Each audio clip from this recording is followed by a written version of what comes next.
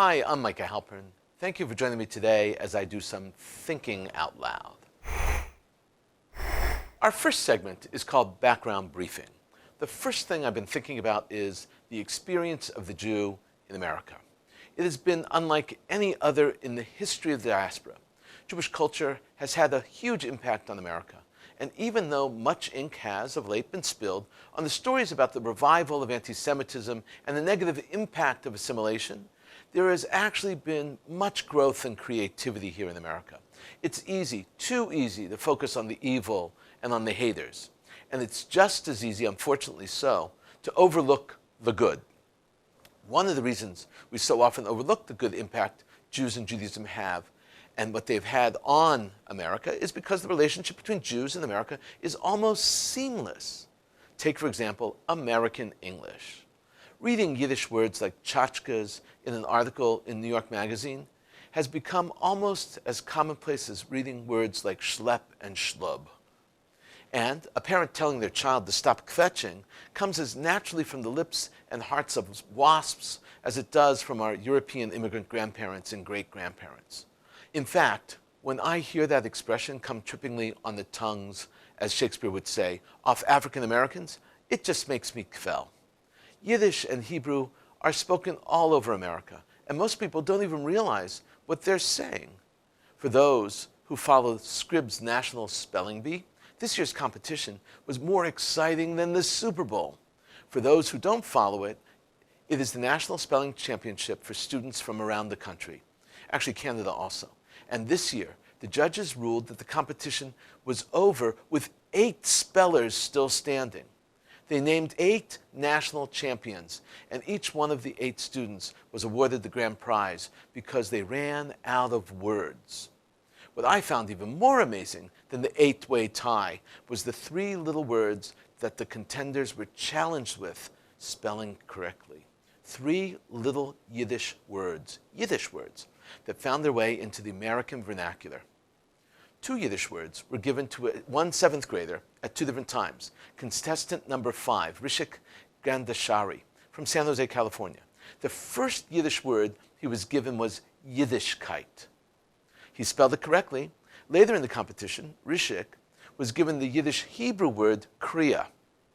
The judges explained to Rishik that the word kriya derives from Yiddish. Actually, kriya derives from Hebrew, but I'm not going to correct him at this point. It means rending clothes during Jewish mourning. That's what the judges said. The judges defined it as tearing clothes in the Jewish mourning ritual. The third and last Yiddish word in this competition was lekach, the honey cake eaten by Ashkenazi Jews on and around Rosh Hashanah. It was spelled correctly. For my grandmother, the terms Yiddish and Jewish were interchangeable. For her, and for many members of her generation, Yiddish simply meant Jewish. She would ask friends of mine if they spoke Jewish. She meant Yiddish, but her translation of Yiddish was Jewish. So they were one and the same in her eyes. It made sense because Jew and Ish is the language of the Jews. Just like Arabish which is Yiddish for the language of the Arabs. When I think about how lucky American Jews are to be so deeply embedded in American society, I get all verklempt. I've also been spending a lot of time thinking about Iran, and I've been very used to Yiddish. The Yiddish word here is zitrogen, loosely translated to mean concerned. For months, German Foreign Minister Heiko Maas has been leading a movement to, and this is important, quote, to end U.S. sanctions against Iran, unquote. The logic behind Maas's thinking is that Iran needs to be strong enough to make good decisions, and Iran cannot make important decisions if they are starving. It's like a parent asking their child to have a good breakfast before an important exam, so that they can think clearly. But Germany is not Iran's parent, and Iran, however willful and self-absorbed, is certainly not a child. So now, Germany is leading the pack of those nations, still part of the infamous nuke deal. Germany, together with France, Great Britain, is striving to save the deal. The principle of the agreement Maas has cobbled together was announced in Tehran during a visit by the German Foreign Minister to Iran. The system is called Instex. It's a barter-based exchange with Iran that was specifically designed as a way to circumvent the far-reaching sanctions the United States has imposed on Iran. Those sanctions, which were created to squeeze Iran into submission, are so all-encompassing that they cascade and send ripples through any company, bank, business that does business with Iran. The motivation behind joining the move for Instex is the fear felt by the deal's European partners that an out-of-control Iran is an extremely dangerous Iran. Mas designed a system in which his government and or any other governments signing onto his plan along with the EU will cover the losses sustained by a company should the United States sanction them for business they are doing and engaging in with Iran. The special twist in this arrangement is the barter system initiated by Mas, which stipulates that no actual money is exchanged. The sanctions, as set down by the United States, do not permit bartering. However, the United Nations imposed sanctions, which are what really are important here, against Iran, do not prohibit bartering. When push comes to shove, the Europeans are convinced that they will win when the case comes before the World Court. One would think that Iran would be receptive to this gesture Germany and the others are making. It is, after all, an attempt to help Iranians. But that would be, once again, to underestimate the arrogance of Iranian leadership. Rather than saying thank you and may you be blessed for this kind gesture on our behalf, German Foreign Minister Mas was portrayed as a Zionist Nazi in official state-controlled Iranian media. Iranian leadership is incapable of breaking out of their machismo image and incapable of realistically perceiving the situation. The blinders they wear render them unable to adequately assess the various variables and the players in almost every situation. Everyone is an enemy. Iran stands alone. The official Iranian response to Instex, as articulated by the Iranian Foreign Ministry spokesperson, whose name is Abbas Mousavi, was this: so far, we have not seen practical and tangible steps from the Europeans to guarantee Iran's interest. Tehran will not discuss any issue beyond the nuclear deal. The EU is not in a position to question Iran's issues beyond the nuclear deal. Unquote. Germany and partners are trying to help. They are setting up a good cop versus bad cop scenario. And the good cop, of course, is Germany, and the bad cop, of course, is the United States. And like self-absorbed and defensive children, the Iranians cannot understand that they are turning away a generous, perhaps life-saving offer of help. Obviously, the White House has rejected the European gesture. Ironically, we finally have an issue on which both the United States and Iran agree. Now to the Palestinians. At the end of Ramadan, the month-long daily fast observed by the Muslims is a 3-day celebration called Eid al-Fitr. Eid in the festival and Fitr means breaking the fast. So Eid means festival, Fitr, break fast. The Muslim calendar is a lunar calendar, and it's based on the cycles of the moon, not the sun. So the Gregorian and Christian calendar are based on the sun. Jews also follow the lunar calendar, but they have corrected or standardized their version of the calendar so that year after year, holidays fall within the prescribed seasons. The Muslims have not made that correction, and because of that, their calendar has not been fixed or standardized. The month of Ramadan and the celebration of Eid al-Fitr vary from year to year. The lunar calendar is only 354 days, not 356. Last year, the Eid was June 15th. Next year, it will be May 25th, losing 11 days every year. This year, most of the Muslim world began their celebration on June 5th, but some chose to begin celebrating on June 4th. The cause of the disagreement centers on the question of how various Muslim leaders calculate and see the new moon. The date of the Eid is dependent on local leadership and their declaration of when the Eid begins. Saudi Arabia, Kuwait, Qatar, and the United Arab Emirates start their Eid on Tuesday, June 4th, whereas Egypt, Syria, Jordan, Indonesia, Japan, Malaysia, Thailand, Pakistan, and Australia, and others observed it on Wednesday, June 5th, their first day of celebration. 1.6 billion Muslims around the world celebrate Eid al-Fitr. 1.6 billion. The Palestinians began their celebration on June 5th. That brings me to the photo I saw of a Palestinian police beating a Muslim Arab. The victim chose to celebrate the Eid on Tuesday, June 4th, instead of Wednesday, June 5th. They beat him with a very heavy 4-foot wooden batons. The victim was on the ground. This horrific act, and not simply, it was horrific not simply because they were beating him, it demonstrates just how intolerant the Palestinian system is for people who disagree. Where is freedom of religion? Where is the protection of this man's rights? Whom did he hurt? Who will be held accountable for this gross violation of human rights? The beating this man received for publicly violating Ramadan, for celebrating the Eid according to his tradition. You see, he was publicly eating on a fast day that they had declared, but it was not his fast day. It brings into question the issue of the Palestinian governance. This is a far more relevant, more overarching, and more significant issue than simply human rights. What will be the nature of the Palestinian state?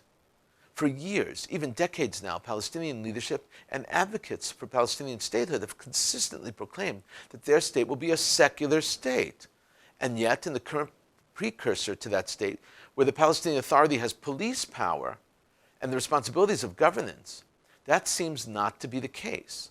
Under the Palestinian Authority, under their rule, when the Muslim Arab varies even only slightly from standard accepted Muslim view, he is allowed to be beaten in public by the police. That sounds more like an ISIS response than the response of a secular authority. Indeed, ISIS publicly punished those who did not toe the line. ISIS punishes, and their punishments were known to be much more brutal than this. Even more brutal punishments were then meted out by Al-Qaeda. But the parallel is still very poignant. There is no such thing as a secular state in the Muslim world. Period. End. The best attempt to make a secular state was Turkey. When Mustafa Kemal Atatürk created a modern state of Turkey, he broke with the long tradition and created a new Islamic secular state. He even transformed the language of Turkish. One of his revolutions was the decision to write Turkish. It should be written in Western English letters, known as Latin letters. That decision helped separate the Turks from other Muslim nations, launching them forward into the modern world. Ataturk succeeded because he forced Turkey to modernize. He used brute force in the name of modernization to transform his nation. Fast forward to today, and you will understand parts of Erdogan, the leader of Turkey's success in his reinsertion of Islam into Turkey. His party is an Islamic party. His enemies are secularists, including the old guard, the army. The delusion that a Palestinian state would be secular and would mimic a Western parliamentary democracy is plainly put ludicrous. The Palestinian Prime Minister Mahmoud Abbas assumed his position in 2003. Even a simple second election for presidency has not happened under the present Palestinian Authority leadership come rule. The proof is right there before your eyes. There is no need to say anything more. Coming up, points of view. Here's what some important voices have been talking about. First up is a column by Carol Markovits. It was published in the New York Post. I'm partial to the New York Post right now because I was just published there also. Markowitz's column appeared online on May 12, 2019, and in print on May 13th. The online title of her column is Anti-Semitic Attacks Are Rising in Brooklyn, and it seems like no one cares. In print, the title is Who Will Speak Up for Besieged Hasidim? This is how Markowitz begins. The videos have become all too familiar. Hasidic Jews viciously, violently attacked on the streets of Brooklyn.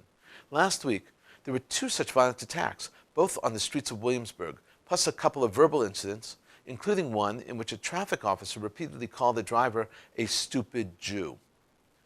In the video of one of the physical attacks, a man is seen running up from behind and punching a Hasidic man in the head. The assailant runs away gleefully as his victim stumbles back to his feet. Children are visible in the video. It's broad daylight. What happens next is the most troubling part. Nothing. She continues, Markowitz continues by writing about, but no place for hate, signs that appear in windows after the presidential election, and points out that despite the catchy slogan, no place for hate does not include ultra-religious Jews. She writes, in the wake of President Trump's election, New York City liberals affixed no place for hate signs to their windows. vowing to protect anyone targeted for his beliefs and identity. Today, Orthodox Jews are learning that that noble promise does not cover them.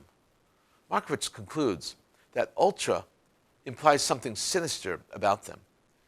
They wear strange outfits and adhere to practices we don't understand. And yet, it's impossible to imagine that a rash of attacks on Muslims in full burqas going unnoticed. Speaking up against hate when the victim is particularly sympathetic or when the attacker can be easily condemned is easy. But it shouldn't be this difficult for the mayor and his liberal allies to find the words to condemn violence against our fellow New Yorkers forcefully, repeatedly, and make sure to follow up with action. The attacks and the silence of progressive New York are utterly appalling. I agree. Second op-ed up right now is a column from the New York Times. It's written by Saeb Erekat. Mr. Erekat is the chief negotiator for the Palestinian Liberation Organization. He's also the Secretary General of the PLO. The column is headlined, "Trump doesn't want peace, he wants Palestinian surrender." It was published online on May 22nd and in print the next day, May 23rd. The subtitle is, "From what we know so far, the administration's peace plan is a non-starter." This is more than a simple column. It is the official Palestinian response to Trump's deal of the century. It's clearly articulated, just wrong. I have known Saeb Erekat for decades, several decades. We have debated for years on air and on TV. He is always poised and well-spoken, and he hopes to convince his audience with that image. This is how he begins. The Trump administration says it has a peace plan for the Middle East. Those behind it claim that they are offering a new approach to end the Israeli-Palestinian conflict, one focused on an economic vision, and that it deserves a chance. Yet none of what has been revealed so far has addressed the real issues: the end of Israeli occupation that began in 1967 and the preservation of the internationally recognized inalienable rights of the people of Palestine.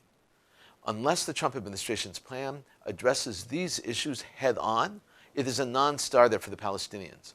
It should be for the rest of the world as well. Judging from the statements and actions that have emerged from the administration so far, there is no reason to believe that President Trump's supposed peace plan will present a departure poised for peace. Erekat continues, explaining that economics is not a substitute for a real plan. The members of Mr. Trump's Middle East team claim that they want to boost the Palestinian economy and improve Palestinian lives. But economic growth can never be a substitute for the right to live in dignity, free from military occupation and oppression. In our homeland, the main obstacle to Palestinian economic growth is clear: the occupation. This has been repeatedly documented by reports by the United Nations and the World Bank. Yet, Mr. Trump's Middle East envoy repeatedly blames the Palestinian government for economic situation, even as Israel maintains control over our natural resources borders, including the isolation of the occupied East Jerusalem and the blockade on the Gaza Strip. Now Erekat concludes, amid all of this, there may be some good news.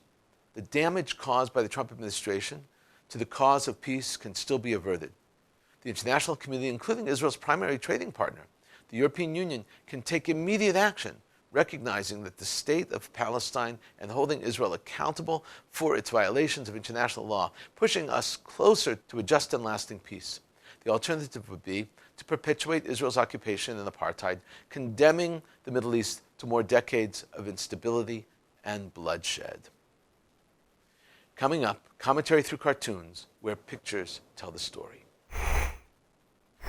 Let's talk about 3 cartoons today. The first is called Trump and Iran, and it's by Jimmy Margolis at politicalcartoons.com. It appeared June 18th, 2019. The Ayatollah Khamenei is watching Donald Trump on TV. Trump says, "I'm warning Iran." The Grand Ayatollah says, "We help take people's minds off impeachment, and this is the thanks we get?" Trite, but cute. Second up is called The Creep by Pat Bagley, and it was published on June 17th in the Salt Lake Tribune in Utah. 4 mean men are sitting around the conference table representing an organization called CREEP. CREEP stands for the Committee to Re-elect the President. Around the table are North Korean leader Kim Jong-un, Vladimir Putin of Russia, an ISIS leader, and the fascist. The third and final cartoon is called Trump's Iran Deal and is by Randall Enos from Easton, Connecticut. It was published on June 16, 2019. Trump and the Iranian leader are portrayed as babies sitting and playing together, actually pelting each other with rocks. Trump is taunting the Grand Ayatollah, and as he throws his rocks, he says to him, "Come on, I got an election to win." In a moment, more of my own perspective and a few predictions. Balloon terrorism has entered a new stage. Terrorists lofting balloons into Israel are now using slow-burning wicks. They have found a more powerful yet still simple way to terrorize Israelis. A 6-inch burning wick falling from the sky. Slow-burning wicks break off and continue to burn. So there are multiple stages of wicks, burning and dropping. That means that one balloon, which used to have only one attack point, now has 3, 4, or 5 attack points. There is the final point where the balloon drops and explodes and catches fire. But there are 3 or 4 other points along the way where the wick breaks off and drops lit as it hits the ground and starts the fire. This is a major advance for the Palestinians. It is an inexpensive and effective improvement. Israel discovered this new terror device after a series of balloon fires were doused and no remains of the balloons were found. The Israeli authorities then watched the video tracking the balloons, and they saw how that had happened. This is a very difficult weapon to defend against. There is no way to stop it. Remember, there are only 6 inches of something dropping from the air. How do you stop that? In northern Iran, in the small village of Kaysar, an enactment of a mock attack on Israel and the White House and the U.S. naval ship was staged. Fake rockets were emblazoned with the famous quote from the former leader and founder of the Islamic Republic of Iran, the Ayatollah Ruhollah Khomeini, reading the following: "Israel must be erased from the annals of history," unquote. The stage presentation was broadcast on Iranian TV.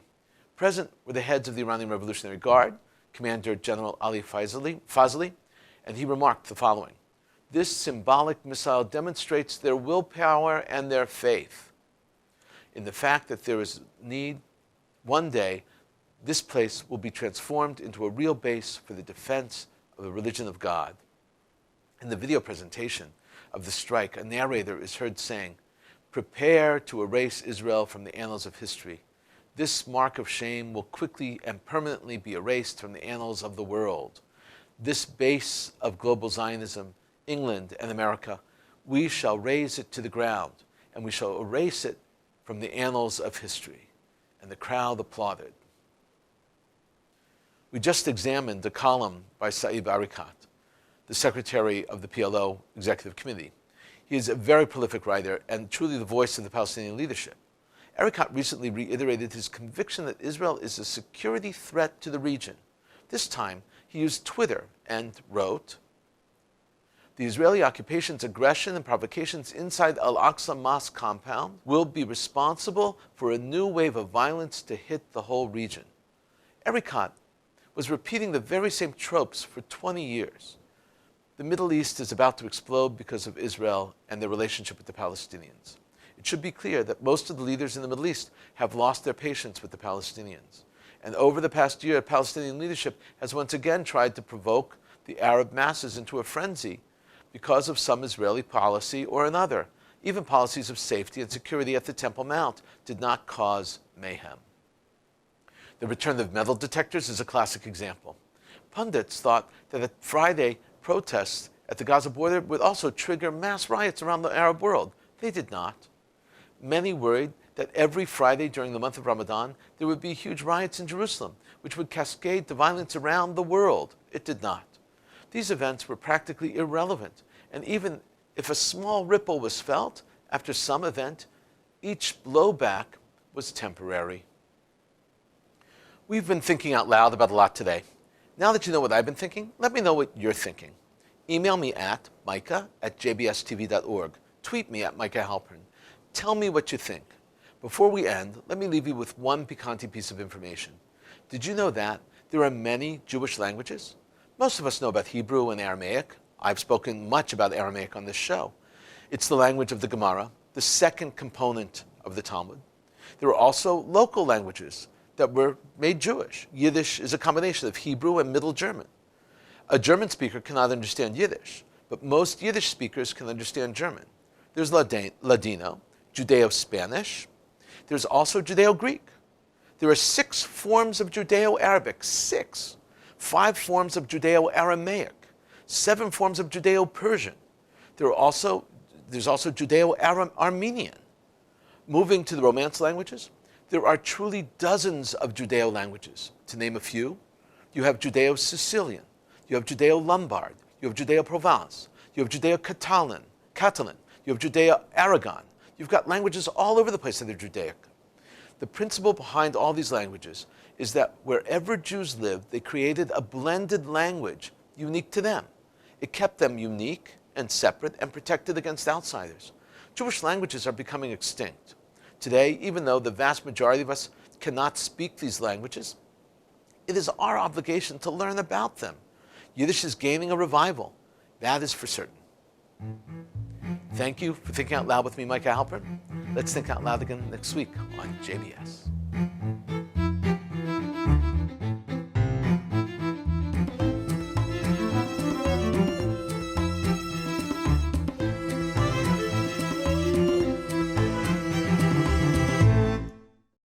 We would be pleased to send a complimentary DVD of this program to anyone who wishes to support JBS with a tax-deductible gift of $36, double chai or more.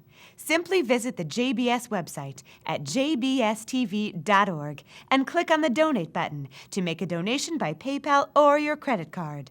And please indicate the program for which you would like a DVD.